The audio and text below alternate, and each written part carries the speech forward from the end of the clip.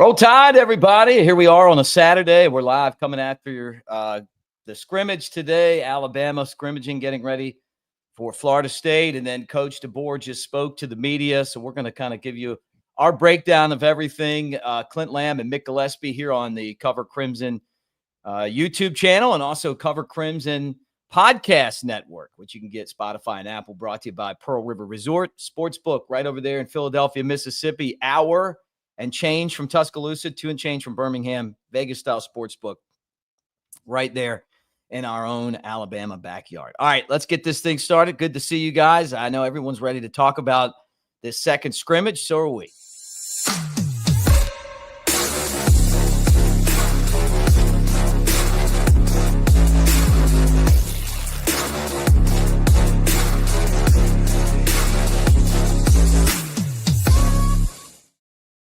All right, there he is, Clint Lamb, Mick Gillispie coming at you. Alabama finished its second scrimmage today, Clint, and that gets us one step closer to Florida State. Yeah, it was a good day for scrimmaging, man. It was hot out there, and apparently we knew the scrimmage was supposed to be earlier in the day, but it got bumped back. Kalen DeBoer in his post-scrimmage press conference, he said that was by design to kind of get them ready for Tallahassee. You know, they wanted to hit a hotter part of the day, and they even got some conditioning in after. So that was good to hear.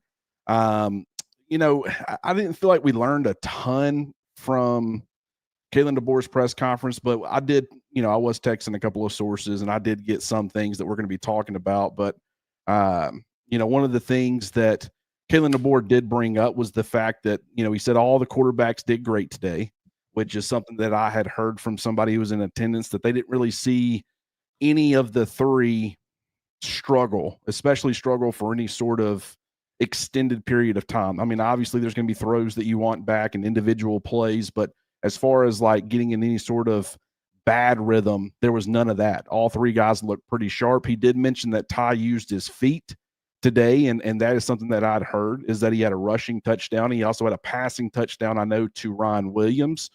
I don't know if that was an explosive, but I know that based off of what Kalen DeBoer said, the explosives were down for Ty Simpson and really the offense in general compared to the first scrimmage, but his completion percentage was up. And, you know, I think that for anybody that was in attendance, it might have looked like, hey, Ty's taking a lot of checkdowns. He's not really taking any risk, not really pushing the ball downfield. I think it was how Alabama's defense played their offense in certain situations, but also I don't think that they necessarily had to do that. You know, there was obviously they want to have those explosive play opportunities, but they avoided turnovers. The quarterbacks look good. That's obviously a good place to start, but there's going to be a lot more to talk about too. Yeah, and he liked the secondary as well. You guys got any comments or questions? Make sure that you hit us up in the comment section right now as we talk to you here. So you said we didn't learn a lot from the second scrimmage, right? We did learn that they haven't turned the ball over a lot, and that he felt like the quarterbacks, namely Ty Simpson, protected the football. He maybe didn't take as many risks. You talk about him running in a touchdown, throwing a touchdown, but also the secondary was really good too. So I think this is kind of one of those iron sharpens iron situations where Ty Simpson gets to go up against a great secondary. They get to face Alabama's Ty Simpson. They're both going to be better off for this experience when they get ready to play Florida State and the bullets are flying.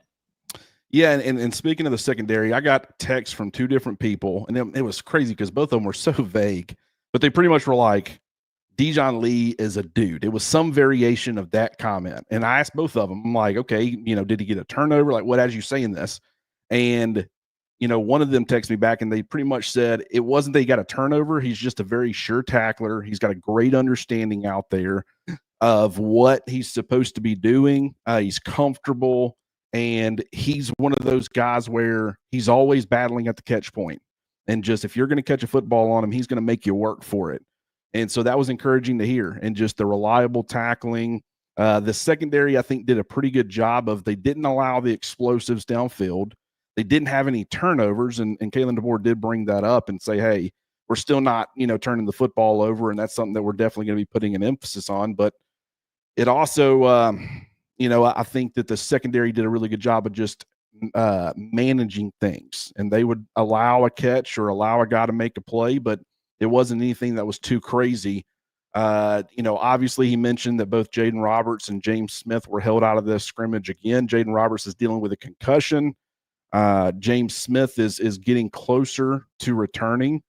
Obviously Jaden Roberts is going through the concussion protocol, so it's going to all depend on when he passes that, but I would fully expect, you would think within 2 weeks he'd be back. But I heard, Gino Vandermark and Cam Dewberry, both of them had pretty good days. I think Gino did get beat a couple of times, but, for the most part, he's been a pretty steady, reliable option there at right guard. So you've got to feel good where, if something happens with Jaden Roberts or something happens with Cam Dewberry, you're still going to have two reliable starting caliber SEC guards. Heard Noah Carter had a sack. I heard Yanze Pierre applied quite a bit of pressure, very disruptive. I'm trying to think. I'll continue to kind of go through the notes, but just a lot of great information, Nick. This is like just anybody who has gone. It was Greg McElroy last week, and it was a source I talked to last week. This week, it's two different people. Kind of what I would ask both is what's your vibe? How good is this team? And it's hard to know what everybody else has at this time of year. But as far as people who have kind of been around it and seen a lot of teams, a lot of them are coming away saying they think that this is a pretty damn good group. I love it. Yeah, I love that sign. That to me is when you look at where things are right now, we don't know. We haven't seen these guys on the field. You wonder what Alabama you're going to get just because they were so Jekyll and Hyde last year, right? We had the Georgia, Alabama, which was the first half of that game, the best that you're going to see them play against LSU. And then we had the Oklahoma, Michigan, Alabama that looked like they could care less about playing football, and they were ready to take their NIL check somewhere and go spend it, right? And so you're kind of like, okay, where does that put us with these guys? And all we've heard this entire offseason is that these guys are motivated to try to get back to being Alabama again. And so until we kick off against Florida State, we're really not going to have an idea. Saban always had his teams prepared, right? But he's the best that's ever done it. You wonder, this is such a tough first game. People don't underestimate how good Florida State could potentially be at home in a very loud, hostile environment, just because they had a bad year last year. They spent a lot of money. They went out and got a lot of players. They got new coaches, and their coaches know they're going to get fired if they don't win. So the motivation is there. So it's a good sign when you hear, hey, look, they're getting after it in practice. They really care, and they're trying to make a difference. Hey, guys, let me remind you that we're brought to you by our friends at Residence Inn by Marriott Ocean City. Keith, yeah, he's the guy that runs the place, back-to-back coastal style hotel of the year. It's fantastic. Look at the views. You got awesome crab cakes. I know some of you guys have eaten the crab cakes, the local crab cakes, and they're like, hey, are these good crab cakes? No, you got to go to Maryland to get the real crab cake, and you want to do that. So take a flight up there and hang out with Keith, who's from Decatur, runs that place. Our friends at the Next Round, they went out there and did their show there, and we appreciate them for their support. So what did you think about Kalen DeBoer's press conference? Did you pick up anything that he said? What was your vibe when he just spoke?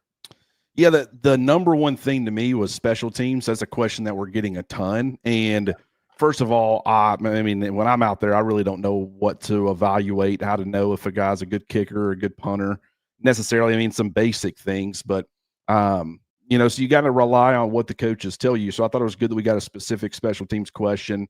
He brought up Blake Dowd's done a really good job. He probably had, in the first scrimmage, probably had his best day.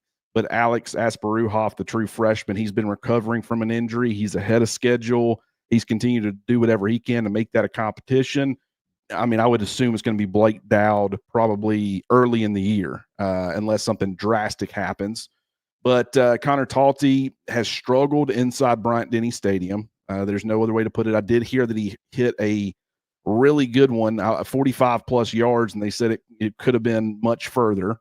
But he also, according to Kalen DeBoer, he missed, I think he had one miss last week and a couple of this week is what he said. And that's never what you want to hear. But at the same time, apparently at the practice facility, he's been a much better player. So it's about getting that to translate.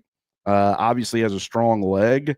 Just got to be consistent. And so that is going to be somewhat concerning, but we just got to wait and see how that plays out. As far as kick and punt returners, it's kind of the usual that, we've talked about Jalen Mbakwe. We've talked about Cole Adams. Cole Adams has been, he's done some kick returning, but more being that reliable punt returner, that sure-handed punt returner. That's probably going to be his biggest role. Rico Scott was mentioned as a kick returner. I certainly think he'll be in that mix, but Jalen Mbakwe is also doing both. So we've talked a lot about Adams and Mbakwe, and just, okay, if they're not going to be not saying that they're not going to be a massive part of the wide receiver rotation. I'm saying if they're a little bit further behind than some other guys, what are some ways that you can get them involved on special teams and give them the opportunity to make plays? And, both these two guys, they can be good return men. So it's looking like it's trending towards that. Let's see. What else did he say that would be? So, yeah, another thing that he did point out was the pass protection, and it's been consistent and it's been solid. One thing about the Kalen DeBoer, Ryan Grubb offense, just the way it's designed and what it throws at you from a diversity standpoint, like from a run standpoint, and then also from a passing standpoint, the fact that they go at you in so many different ways, it really gets you into a thinking mode as a defensive lineman. So this idea of just like pinning your ears back and applying pressure on, opposing quarterbacks is a lot more difficult to do against this style of offense. I think I've said before, I think Washington did have a really good offensive line, a couple of years ago. I do think, they had a lot of NFL talent. We know that. But I also think it was the system and the scheme that really aided them in winning the Joe Moore Award. And from a fan's perspective, that's got to make you feel really, really good, because when the coaching staff feels pretty confident in how that group is, I think this is more of a run blocking style of offensive line. Now, granted, not saying you don't have athleticism, you absolutely do. But when you think of Caden Proctor, when you think of Cam Dewberry, I think Wilkin Formby, if you had to say, what's a weakness for him, it would probably be pass protection. When you have scheme that helps protect that, it makes you feel a lot better because it's masking a weakness or a potential weakness. And one of the things that he brought up with that is what you don't want is your quarterback back there and he's thinking pre-snap or during a play, you're unsure about a spot. Hey, right tackle's been getting me killed. Is he going to get this block? Because the more he's thinking about that, the less he's thinking about other things. I think between the scheme and the guys that they have available, it's a good enough offensive line, more than good enough offensive line to keep the quarterbacks comfortable back there in the pocket, which is exactly what you want, because they're going to have a scheme that gets guys open. They got the receivers that can get open, and they got the quarterbacks that can deliver them the football. So if you can have that offensive line keeping them protected, it's certainly going to help. But you got to avoid the obvious passing situations, because then you're just pinning your ears back. You know exactly what the offense is going to be doing. So you have to stay on schedule too. Hey guys, as you get ready for your first Alabama game, or maybe you want to pimp your lookout at the office or back to school, Crimson 20, Roback.com. They got a great collection of Alabama gear, including that hoodie right there, a bunch of polos and other stuff. So use our promo code Crimson20, and for each of your email addresses, you'll be able to kick out 20% at Roback.com. So love the gear, man. Definitely love the look, and can't wait to, see what I'm going to wear to game days. I mean, it's whether we're doing the show or whether we're going to the stadium, it's always great to look good for Alabama football. I'm excited about this season starting. You talked about special teams. I'm scared to death about the kicking game, Clint. I'm going to be honest with you. None of this sounds good. And we've had like the top kickers in the country, Will Reichard, and then the guy last year, what was it? Graham Nicholson. Like these guys were like to kick the ball, right? We didn't even need that many field goals last year. This feels like a disaster in the making. This feels like some of the Shula years. This feels like Saban, 2011, when, the guy's missing all the field goals against LSU. And then, somebody puts a turd in his shoe, according to A.J. McCarron and some of those other guys, because he missed all those field goals. I don't want any turds in any shoes this year. But I'm feeling like all these questions that we're having right now, make me really uncomfortable. Like I'm gonna put my shoe on and something squishy is gonna be in there. I wouldn't be okay. Is it that bad? Talk me off the ledge. No, I I'm mean, speaking for the people. I typically will talk you off the ledge. I can't definitively do that right now, so I'm not going to. It would be what I will say is that I just don't know. But I have heard other guys. I've heard about Will Reichard in some scrimmages having some really rough performances. I think what will help Connor Talty or whoever ends up being the kicker, more than likely it is going to be Connor Talty, is the fact that you're hoping that this team is good enough to avoid those really high pressure situations. Because if you can do that, if it's, hey, we're up 3 touchdowns already, you're going out there to kick a field goal, but it's just to make us up 24. Or you're up by 2 touchdowns and it's like it's not detrimental if you miss this field goal.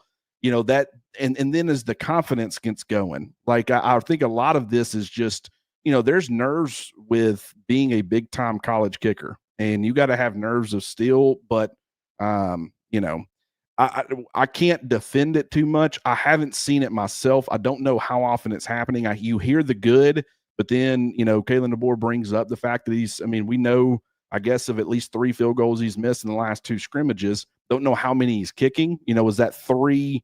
He's attempted 15 of them. Missing 3 wouldn't be that bad. That'd be 80%.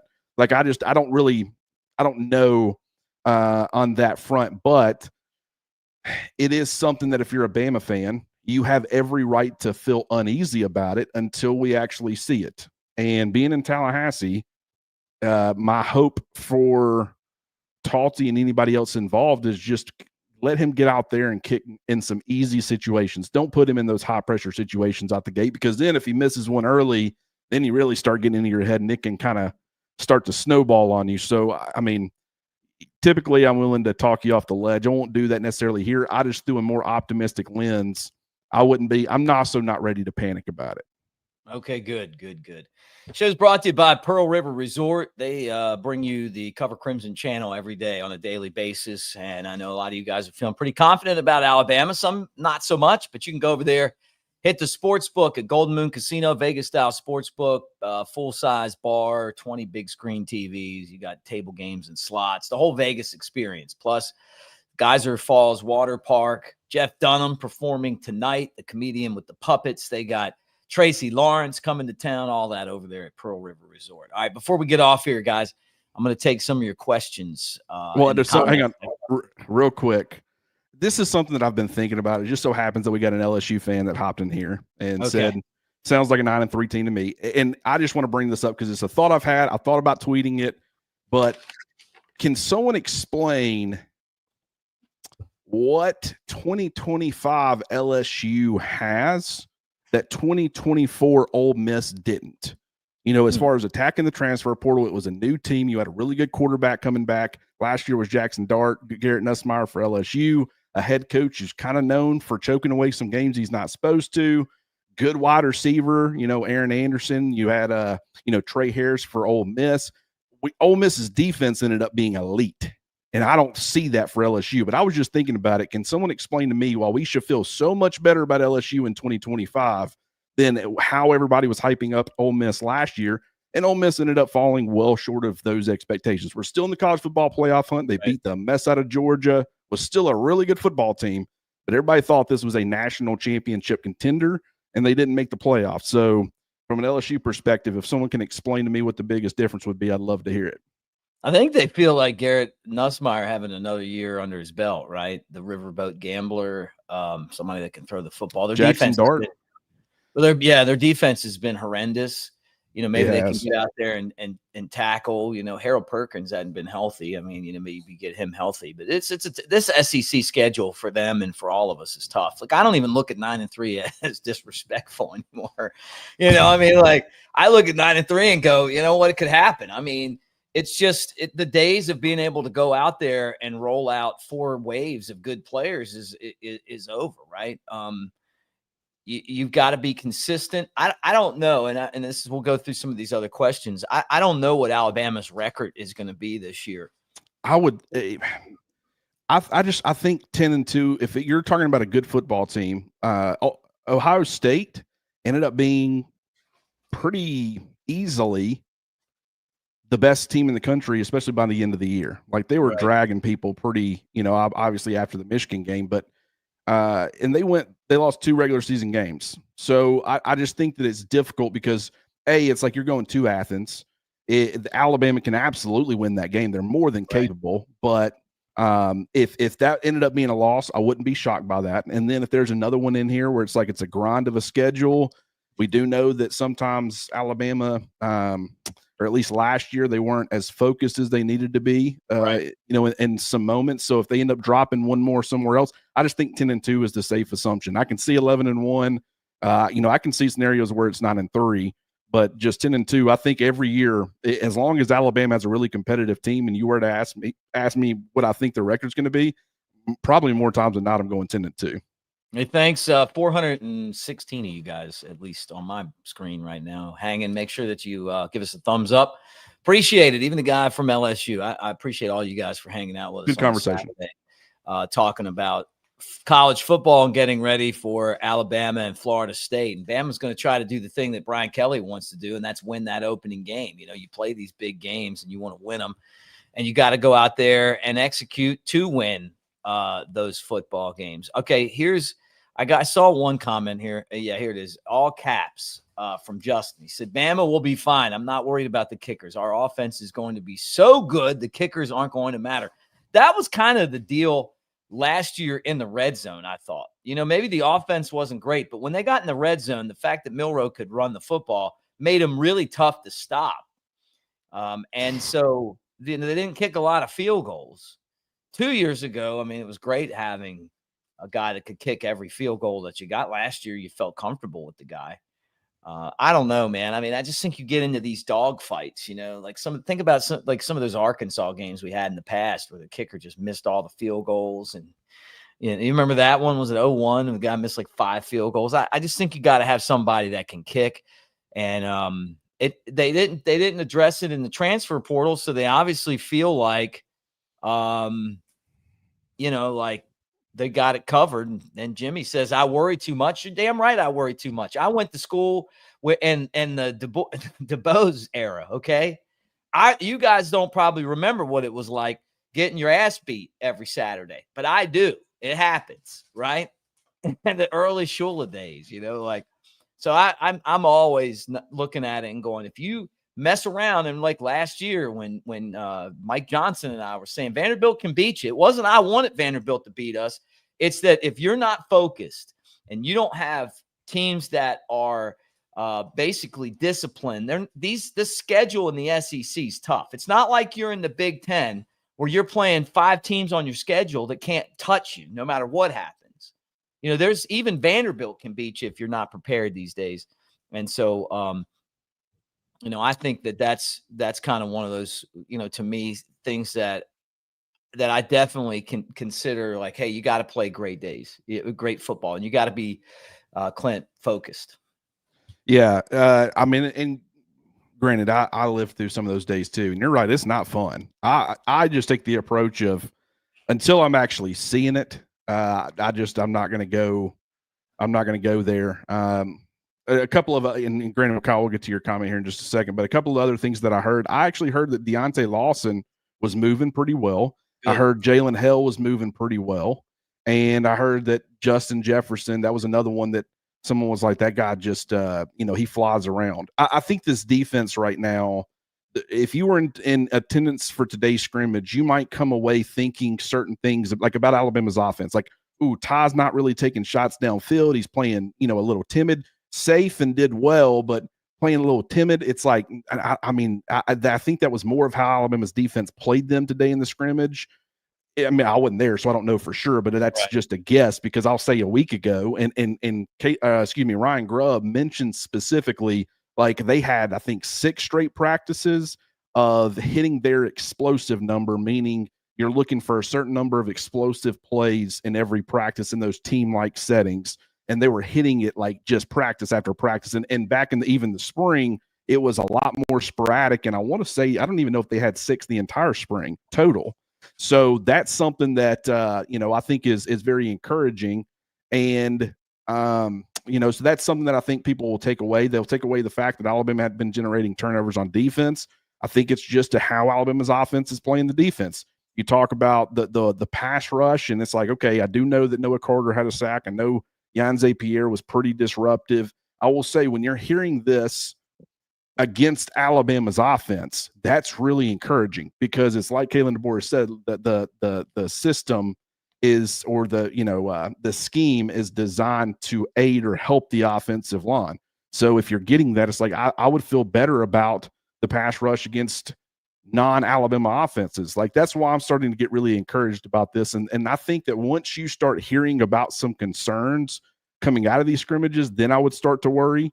One of the things that I have heard is that the offensive line is doing a really good job of generating some push. It's two scrimmages in a row. They've started off hot in both scrimmages, and Kalen DeBoer mentioned sustaining. But one of the things that I did hear is that the offensive line, there's some movers. They got some people movers in that group, and I think Alabama is going to be able to run the football. I don't know if it'll be at will necessarily, but I think you're going to see a much more consistent, much more improved run game in 2025. Great to see a super chat from you, Cody. Thank you, brother. We appreciate it. Hope the offensive line holds up unlike the last 3 years.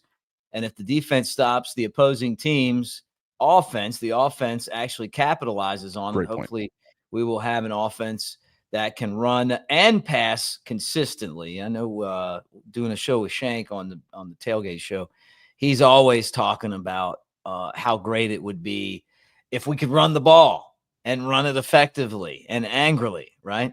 So thank you for the super chat. What do you think, Clint? Absolutely, yeah. And I think it's a great point that it was such a critical, like that Tennessee game. The offense just kept being put by the defense in favorable situations, and they could not capitalize on it. And it was so frustrating to watch. I can't imagine, fans sitting at home thinking, I mean, why can't it was that was the biggest theme of that game, in my opinion. Or also just, I guess, an extension of that was just how off Jalen Milroe was in that game in particular, because it just, for some odd reason, just it wasn't there for him, and could have, been banged up a little bit. I don't know, but that's something that you definitely want to see, because Alabama's defense is going to be able to generate turnovers.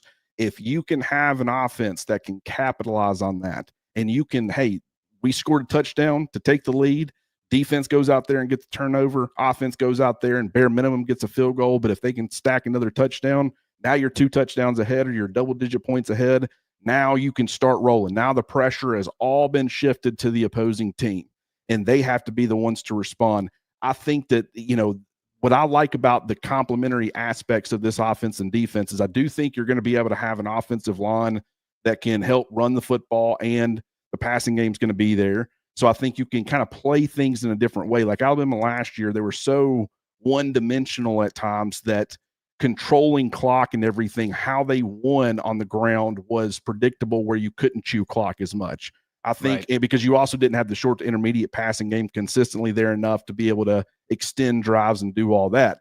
This year, I think they're going to have that element or those elements, and I think you got a defense that can capitalize on that. And for anybody that's worried about the run defense and stuff, I know you've brought it up a couple of times.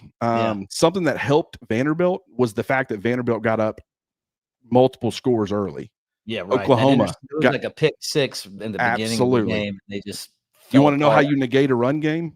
Go up a couple scores, and now they start getting into panic mode, where it's like, we got to start matching this, because this offense, in the Oklahoma game, that entire game, the reason that they were able to do what they were able to do is because they were playing with the lead, or they were playing tied for the entirety of the game. There was never any pressure to get out of that, and so that's what I like more about. I think you're going to have an offense that scores to a point where they're hitting that pressure on the defense, and it starts making opposing offenses a little bit more one-dimensional, and letting Alabama's pass rush and turnover machine kind of get after them a little bit. Clint, just for those of you that are jumping on right now, don't forget, go back and watch the entirety of this video. I know some of you guys are jumping in live right now, but we recapped the entire scrimmage, kind of tell you what's going on. We watched Kalen DeBoer's press conference, and we're here every day. So Cover Crimson, the Cover Crimson Podcast Network, if you can't get on YouTube, well, we're going to recap everything going on. And then when the season starts, we'll be covering Alabama like a blanket right here on Cover Crimson YouTube, and then on the Cover Crimson podcast network, which includes Apple and Spotify. Just kind of recap it one more time before we get out of here, everything that happened today in practice. Well, a couple things. Jeremy asked, why does Cover Crimson not have someone at the scrimmage? Family and alumni was permitted. Family obviously is permitted. Red Elephant Club, they're permitted.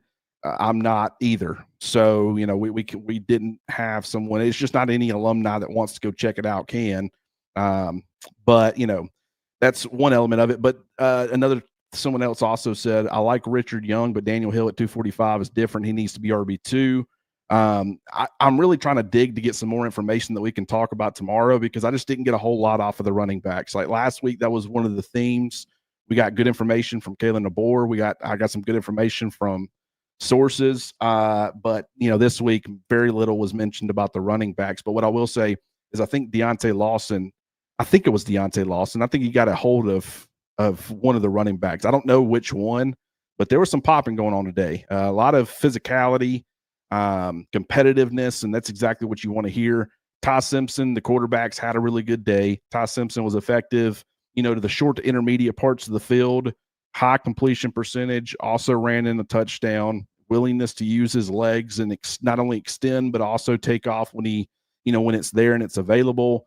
Defense, didn't generate any turnovers, but as far as the tackling consistency, rallying to the football, managing or keeping everything in front of them, not allowing those explosive plays. I think once I don't think it's a coincidence that Ryan Grubb brought up the success of the offense and how many times they had hit explosive numbers in practice and then in scrimmage, and then the very next scrimmage, they're like, we're not getting beat on these explosives today. I don't think that's a coincidence. So give the defense credit for that, but special teams probably remains the biggest concern. I didn't really hear a whole lot about the tight ends, even though someone did mention, I think, that Marshall Pritchett that he got a couple of reps with the first team.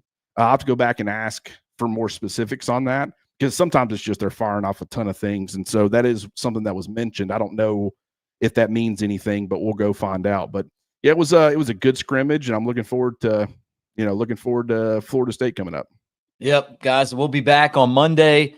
Also, Elephant in the Room with Jay Coker. We'll be doing that as well, and we'll be covering Alabama all week. I mean, this is an important week with things getting closer and closer to kickoff. But thank you for being here. Like and subscribe. Give us a thumbs up. Be part of Cover Crimson. If you're not a subscriber yet, hit the bell so you know when we do shows like this that are live. And we appreciate all of you guys for being here. And again, brought to you by Pearl River Resort. Anything else, Clint? No, someone just texted me and they're claiming that Ty Simpson went 14 to 15. I don't know if that's true or not, but Kalen DeBoer did bring up completion. Some of your inside sources, huh? Just what one person just texted me and said that Ty had a good day. Nothing, not a lot downfield, but went 14 to 15. So, nice. That's obviously, if that's true, that's encouraging. Yeah, that's awesome. All right, guys. Well, thank you for hanging out with us, and we'll talk to you again this week. Appreciate you, and Roll Tide.